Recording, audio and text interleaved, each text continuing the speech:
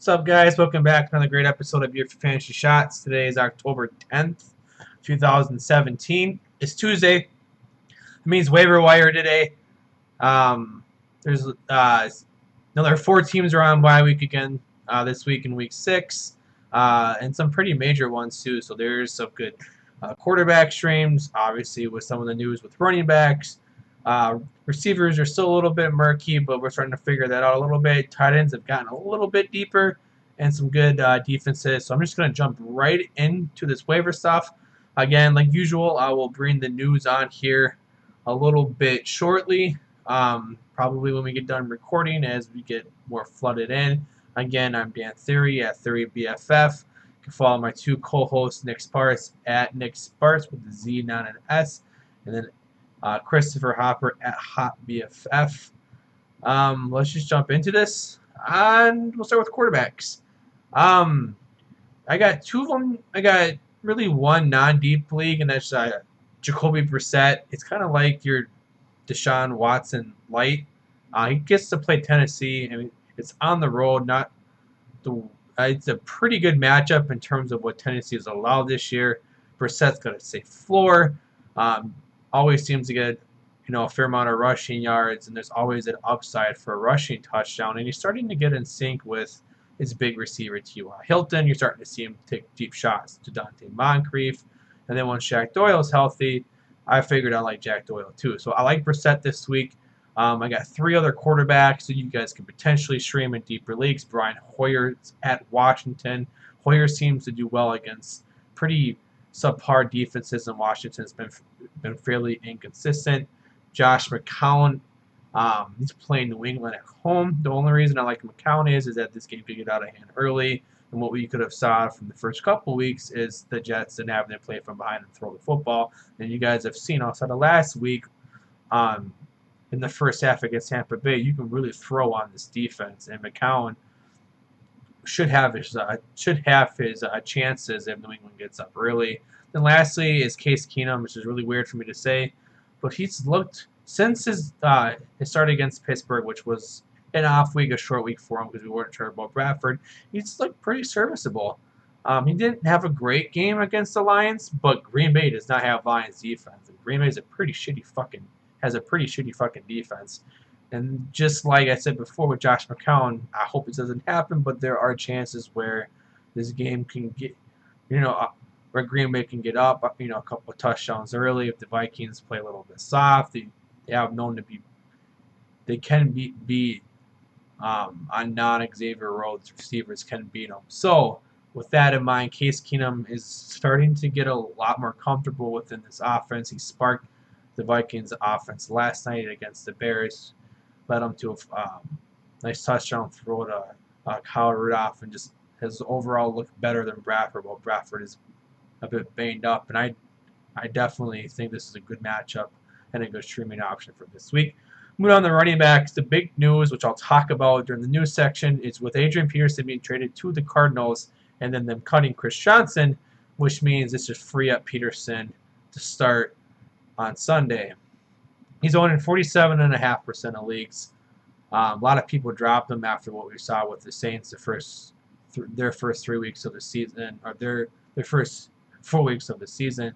This happens. I don't hate Peterson because he's starting now in an offense that's starting, for an actual running back. He's pretty serviceable. I don't like him much for this week. I'm trying to remember who they're playing. They're playing Tampa Bay, who's not the worst, not the best against actual running backs, but because he's new to an offense, it may take him a week or 2 to get going. But I think he's a good, you pick him up and you put him on the bench, and then maybe in a week or 2 through your bye weeks, he's actually serviceable. Moving on is Matt Breida. With the whole Carlos Hyde thing that happened last week, I know Kyle Shanahan, came out and said that he played the hot hand and nothing to do with his hip. I think it did have something to do with his hip. Hyde may not have, said anything to Kyle Shanahan about it, but I think Hyde's hip injury affected how he ran. This was a juicy matchup last week, and he stunk. I think he was bad. Breida wasn't, fantastic. He he still needs to do better in pass protection. He still needs to do better with actually catching the football a little more consistently. But he's earned himself a role. We've already known that Kyle Shanahan's not afraid to move off of his running back if the other one seemed to be playing better. We did see Hyde get working a little bit last week when the game got back into their grasp and before overtime, but Breida still led that field. He is definitely he's definitely worth a pickup. But if you have Carlos Hyde, this is a must pickup. I mean, there is no you fucking pick him up. You protect that backfield. I know it's not a sexy backfield, but at least Hyde has been somewhat effective. You know, he's been extremely efficient outside of last week, and Breida does get involved in the passing game. Moving on to Wayne Goldman, 26.9%. Orleans Darkwa may have got the start last week, but he got banged the fuck up. He can't stay healthy. Paul Perkins is not really a thing. Shane Vereen is being kind of phased out.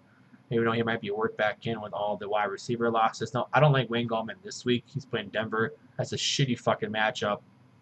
And with all the injuries to wide receivers, Denver is just gonna feast on this offense. But Goldman should be the starter. If Goldman, he has looked to be the most consistent and the most effective running back this season for the Giants. I do think he starts going forward. I still don't believe in Paul Perkins or Lance Arco. Like I said, can't stay healthy. So pick him up and put him on your bench for those bye-week fill-ins going forward. Next is Jerick McKinnon, 29.3%. Now, last night, game flow really moved towards McKinnon. The Bears have a good front seven. They're really good against actual runners, and they get kind of beat through the air with running backs, as we saw. And then as you saw last night with the up-tempo offense that the Vikings were running, McKinnon fits that mold better, and they're able to be more effective against the Bears there. I don't expect McKinnon to offset Murray a bunch. I expect this to be a true RBBBC, but he is a pass-catching back, and in PPR leagues, you want those backs more. So he is worth owned in those PPR leagues. He's not a terrible bye-week fill-in. He's going to be a low to mid flex option every week with some decent upside depending on matchup. We have two Seattle running backs here.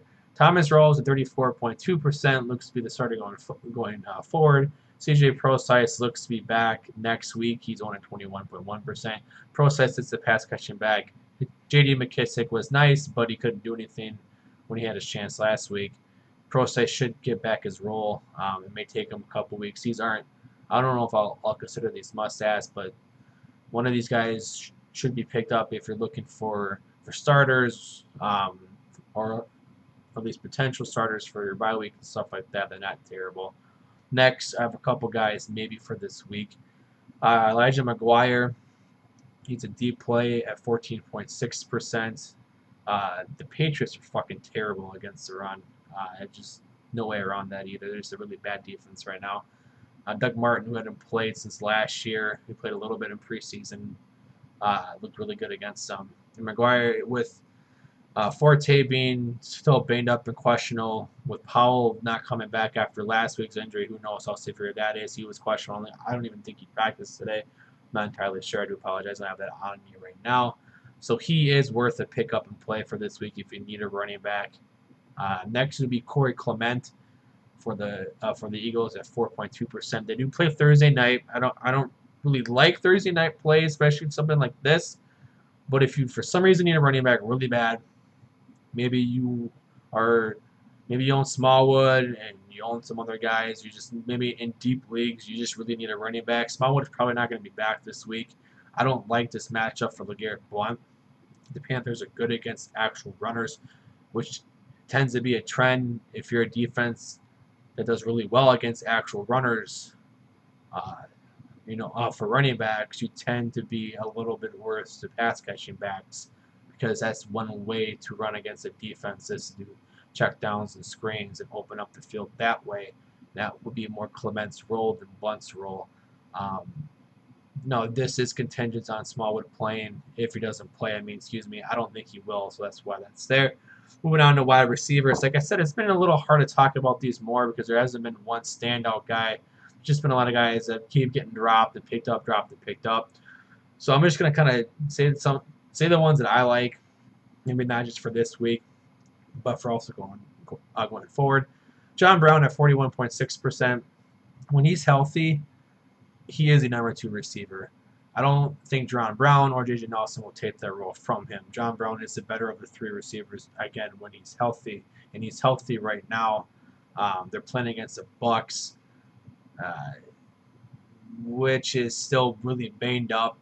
Their entire defense is banged up. They played really well against New England, but New England seems to be in a funk if you're not Chris Hogan or Tom Brady. But I like John Brown this week. I like the whole Cardinals offense, even with their trade in of AP going forward. They still need to throw, and I think this is still a good pickup. Moving on to Cooper Kupp at 40.2%. He's seen 6 or more targets in his first 4 of his 5 first games, which is great. He saw his career high with 8 last week. I know I don't like this offense that much. They don't have a good matchup this week, but it's still Cooper Kupp. It's still a slot guy. Jacksonville, great outside guys. They have a great secondary, great pass defense, but Kupp could get his own. Him and Goff are starting to rebuild that chemistry now that Kupp is finally healthy, completely healthy, and removed from that groin injury that he had in the preseason and the start of the season. Excuse me, in the start of the season. So he's worth a pickup if you need a decent flex play for this week. Next is Nelson Aguilar, 19.6%. He's getting involved. It's been a little inconsistent, especially in the beginning, but as this Philadelphia offense continues to grow and evolve, especially in the passing game, especially with Wentz, Nelson Aguilar is kind of the, forgotten guy. The teams are going to focus on, on Alshon Jeffrey and Zach Ertz and even Torrey Smith a little bit more than Aguilar. And there's Aguilar in slot doing fucking work. He had a hell of a play last week. He had that hell of a play in week 1. Now, the targets are a little bit more inconsistent than what I would like. He's still the 3rd option on this team. You can even make a case, that he's the 4th option if you believe in Torrey Smith a little bit more. But he's starting, to pick up his volume. This entire Philadelphia offense is starting to pick up, and he could be a guy who's worth a play in decent matchups, and they have a good matchup against the Panthers. If you can, if you can withstand their pass rush, you can definitely beat the Panthers in the secondary. That's where their weakness is.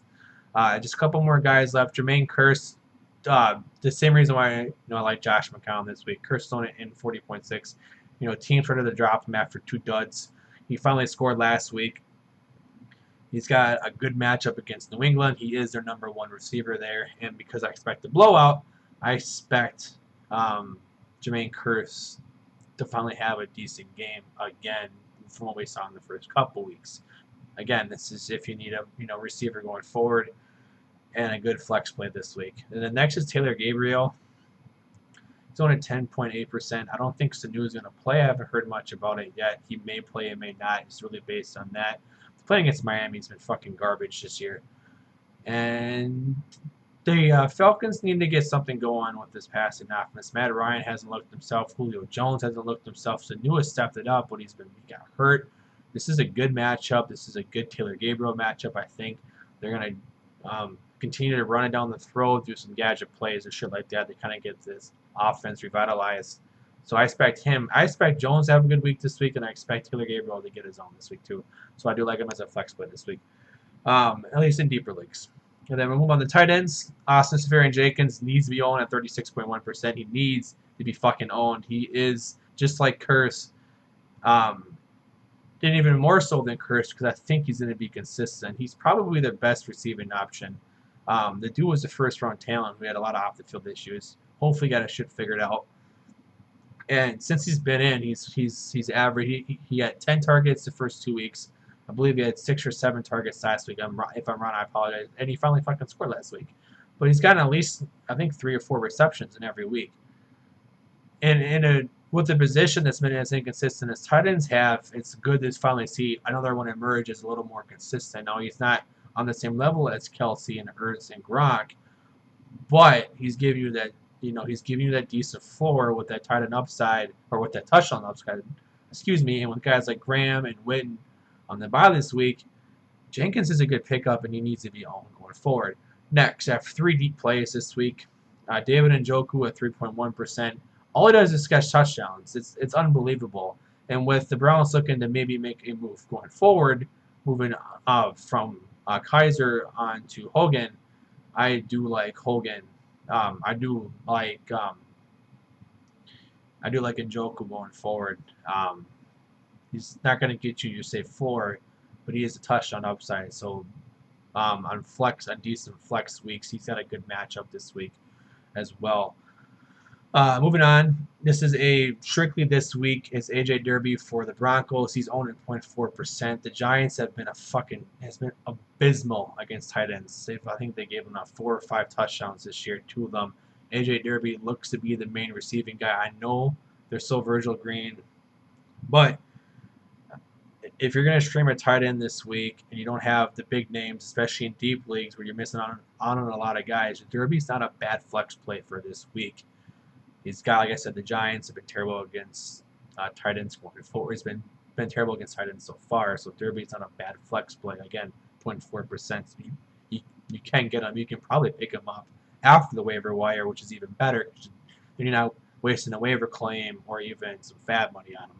Next is Zach Miller. Not as deep as Njoku or Derby. He's only 19%.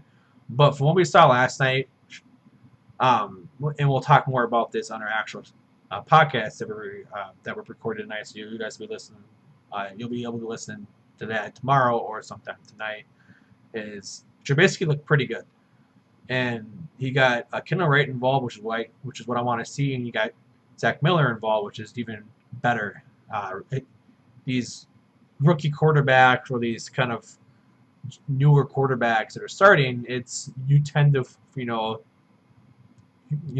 want to play safe a little bit more.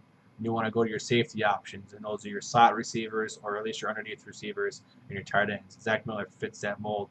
He scored last night against the Vikings, and they play against Baltimore. And Baltimore has not been the best against tight ends. A little bit more inconsistent as they did their job last week, but they get, like I said, the Bears, this offense, or at least this passing game, is starting to come alive a little bit more. So I like Zach Miller this week against Baltimore, and a little bit more going forward if you can see some positive trends after this week. I got some defenses. There's a decent amount of streaming defenses for this week if you guys need them, especially with like Seattle on bye and shit like that. You get New England against the Jets. New England's defense may be fucking garbage, but there's always a couple games where they just look dominant. This is a good matchup. They're at home. The Jets are a tad bit turnover prone. Not as of recently, but definitely if you get to them, they can be. This just smells like a high scoring New England week. Next, Titans against Indy.